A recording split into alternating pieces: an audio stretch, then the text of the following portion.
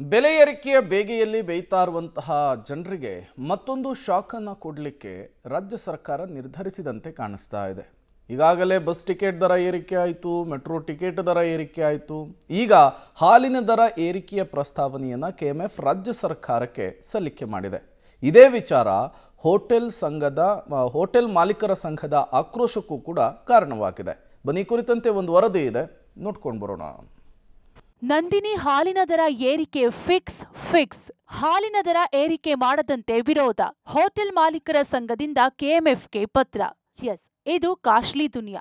ಪ್ರತಿಯೊಂದರ ಬೆಲೆಯೂ ಏರಿಕೆಯಾಗಿ ಜನ ಹೇಗಪ್ಪ ಜೀವನ ಮಾಡೋದು ಅನ್ನೋ ಹಂತಕ್ಕೆ ಬಂದಿದ್ದಾರೆ.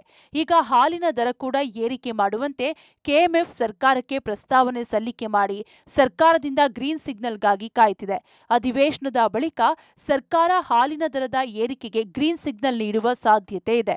ಇನ್ನು ನಂದಿನಿ ಹಾಲಿನ ದರ ಏರಿಕೆಗೆ ಸರ್ಕಾರ ತಯಾರಿ ನಡೆಸಿದೆ. ಕೆಲ ದಿನಗಳ ಹಿಂದೆ ಹಾಲಿನ ದರ ಏರಿಸುವಂತೆ ಕೆಎಂಎಫ್ ಮುಂದೆ ರೈತರು ಪ್ರತಿಭಟನೆ ನಡೆಸಿದ್ರು.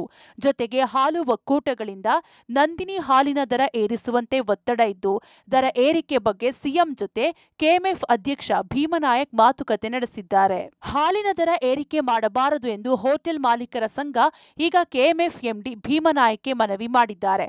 ಹಾಲಿನ ದರ ಏರಿಕೆ ಮಾಡಿದ್ರೆ ಗ್ರಾಹಕರಿಗೆ ಮಾತ್ರ ಹೊರೆಯಾಗಲ್ಲ, ನಮಗೂ ಕಷ್ಟವಾಗುತ್ತೆ.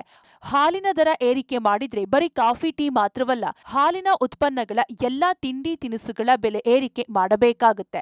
ಇದರಿಂದ ಗ್ರಾಹಕರಿಗೂ ಹೊರೆಯಾಗುತ್ತೆ, ನಮ್ಮ ವ್ಯಾಪಾರಕ್ಕೂ ನಷ್ಟವಾಗಲಿದೆ ಅಂತಿದ್ದಾರೆ ಹೋಟೆಲ್ ಮಾಲೀಕರ ಸಂಘದವರು. ನಾವು ಹೋಟೆಲ್ ಅವರು ರೈತರ ಪದಾರ್ಥವನ್ನೇ ಜಾಸ್ತಿ ಉಪಯೋಗಿಸುವಂಥದ್ದು. ಅದು ತರಕಾರಿ ಇರ್ಬೋದು, ಹಣ್ಣು ಇರ್ಬೋದು, ಹಾಲು ಇರ್ಬೋದು, ಬೆಣ್ಣೆ ಇರ್ಬೋದು, ಯಾವುದೇ ಇರಲಿ ಅವರಿಗೆ ಬಹುಶಃ ನಮ್ಮ ಬೆನ್ನೆಲುಬು ಅವರೇನೆ. ಅವರಿಗೆ ಅದರಿಂದ ಲಾಭ ಆಗುತ್ತೆ ಅನ್ನೋದಕ್ಕಿಂತ ಜಾಸ್ತಿಯಾಗಿ ಸಾರ್ವಜನಿಕರಿಗೆ ಹೊರೆ ಆಗುತ್ತೆ. ಬರೀ ಹಾಲಿನ ದರ ಜಾಸ್ತಿ ಮಾಡಿದಾಗ ಬರೀ ಹಾಲು ಮಾತ್ರ ಅಲ್ಲ, ಹಾಲಿನ ಉತ್ಪನ್ನಗಳ ಬೆಲೆಯೂ ಕೂಡ ಜಾಸ್ತಿ ಆಗುತ್ತೆ. ದಯವಿಟ್ಟು ಜಾಸ್ತಿ ಮಾಡಲಿಕ್ಕೆ ಹೋಗಬೇಡಿ ಅನ್ನುವಂಥ ಒಂದು ಮನವಿಯನ್ನು ಸರ್ಕಾರಕ್ಕೂ ಕೂಡ ನಾವು ಕೊಡುವವರಿದ್ದೀವಿ. ಈಗಾಗಲೇ ಕೆಎಂಎಫ್ನ ಚೇರ್ಮನ್ ಅವರಿಗೂ ಕೂಡ ಕೊಟ್ಟಿದ್ದೀವಿ. ನಾವು ಸರ್ಕಾರಕ್ಕೂ ಮನವಿ ಮಾಡುತ್ತೇವೆ, ಹಾಲಿನ ದರ ಏರಿಕೆ ಮಾಡಲೇಬಾರದು. ಇದರಿಂದ ಸಾರ್ವಜನಿಕರಿಗೂ ಹೊರೆ ಆಗುತ್ತೆ. ರೈತರಿಗೆ ಅನುಕೂಲ ಮಾಡಿ, ಆದರೆ ದರ ಏರಿಕೆ ಮಾಡದೆ ಅವರಿಗೆ ಅನುಕೂಲ ಮಾಡಿ ಅಂತಿದ್ದಾರೆ. ಸರ್ಕಾರ ಈಗ ಯಾವ ನಿರ್ಧಾರ ಕೈಗೊಳ್ಳುತ್ತೆ ಕಾದು ನೋಡಬೇಕಿದೆ. Maruti Bellur, public TV, Bengaluru.